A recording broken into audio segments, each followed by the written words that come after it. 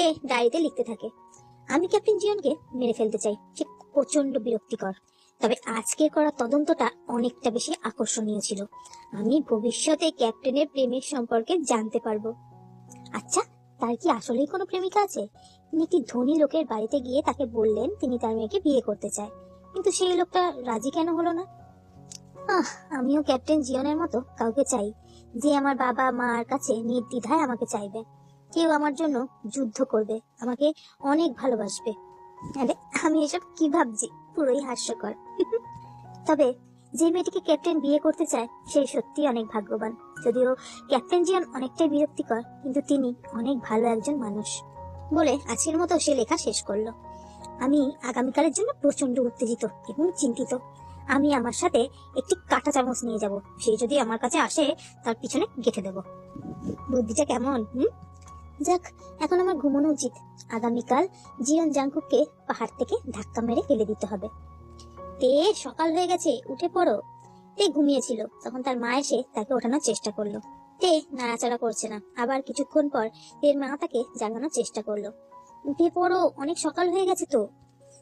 মা, এখন মাত্র 4টে বাজে, এখন কিভাবে সকাল হলো? আমি আরেকটু পরে উঠবো। তার মা একটি দীর্ঘশ্বাস ফেলে বলল, আজকে তোমার প্রথম প্রশিক্ষণ নেওয়ার দিন, তোমায় দ্রুত যাওয়া দরকার। তোমার বাবা আমাকে বললেন তুমি নাকি ট্রেনিং এড়িয়ে যাচ্ছ। তে এরপরেও কোনো কথা বলছে না, ঘুম থেকে উঠছেও না। তোমার জন্য ক্যাপ্টেন জিয়ন বাইরে অপেক্ষা করছে, এটা কি তার জন্য অসম্মানজনক না? তুমি কিভাবে তোমার ক্যাপ্টেনকে অপেক্ষা করাতে পারো? তে অবাক হয়ে তার মায়ের দিকে তাকায়, তারপর একটু হাসে। তুমি কি বলছো মা? তুমি কি মিথ্যা কথা বলার জায়গা পাও না? ক্যাপ্টেন জিয়ন আমার জন্য অপেক্ষা করবে? তোমার কেন মনে হচ্ছে আমি তোমাকে মিথ্যা কথা বলছি? তোমার জন্য সে বাইরে অনেকক্ষণ ধরে অপেক্ষা করছে। তে দ্রুত লাফিয়ে উঠলো। আকস্মিক ক্রিয়ায় তার মাথা চক্কর দিয়ে উঠলো। তে বাইরে গিয়ে দেখলো জাংকুক তার জন্য ঘোড়া নিয়ে অপেক্ষা করছে। জাংকুক তেকে দেখতে পেল, সে তের দিকেই তাকিয়েছিল। তে তাড়াতাড়ি লুকিয়ে পড়লো। তে রুমে যেতে তার মা তাকে বলল, আমি তোমার সব জামা কাপড় গুছিয়ে দিয়েছি, তোমার যতদিন না ট্রেনিং শেষ হবে ততদিন তুমি ক্যাম্পেই থাকবে। তে অবাক হয়ে তার মায়ের দিকে তাকিয়ে রইল। আমি কিভাবে 2.5 মাস ক্যাম্পে থাকবো? এইটাই নিয়ম, সবাই থাকে। তে হাত মুখ দিয়ে রেডি হয়ে চলে যায়। এবার আমি সকালের খাবার খাবো না, ক্যাম্পে গিয়ে খেয়ে নিও, অনেক দেরি হয়ে গেছে। তুমি নিজের যত্ন নিও এবং প্রতি সপ্তাহে তুমি বাড়িতে আসতে পারবে, চিন্তা করো না।